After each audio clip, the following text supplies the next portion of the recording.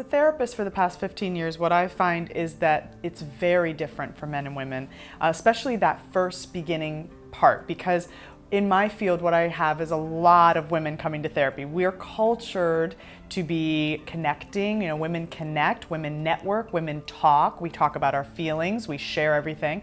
So when things get difficult in our marriages, we start talking to our friends, we start networking. And a lot of times someone will say, well, you should see a therapist and just try to figure it out. So people will come to me, women will come to me, and they'll say, is this marriage viable? Can I bring him in here? Can you help him understand? Can you help us?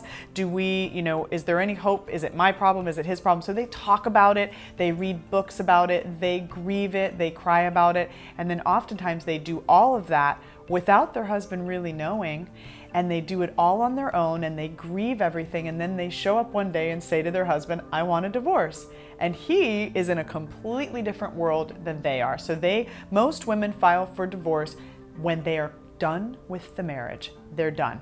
So they show up, they let their spouse know they want a divorce, and he feels like he just got hit by a train because he didn't see it coming. He thought, yeah, we've had problems in the past. We had problems when the kids were little, and then it's been a little bumpy a few years ago, and then it was okay, and now it's a little bumpy again. Not a big deal. I just thought we were working through it. So they are broadsided. So when I do see men come into therapy, which unfortunately is not nearly as often as I see women come in, they're crying by the time they make it through the door. They are lost. I mean, I'm picturing one of my favorite male clients, and he just said that for the first 6 months. I'm just lost because he didn't see it coming. He didn't expect it. He's just flabbergasted and doesn't have any resources, doesn't have anyone to turn to. So this is, the tool right off the bat is for men to start reaching out. Your church, your synagogue, your religious communities often have divorce care groups, singles groups, different types of support groups for these kinds of situations. Get to those, especially for men.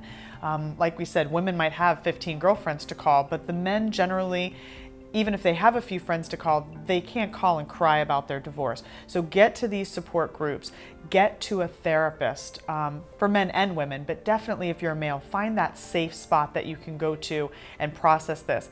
The grieving is 5 stages, right? It's denial, which I see many men in, bargaining, trying to figure out a way to make it work, anger, sadness, and acceptance. So for the man to start that process, whereas the woman's already gone through it.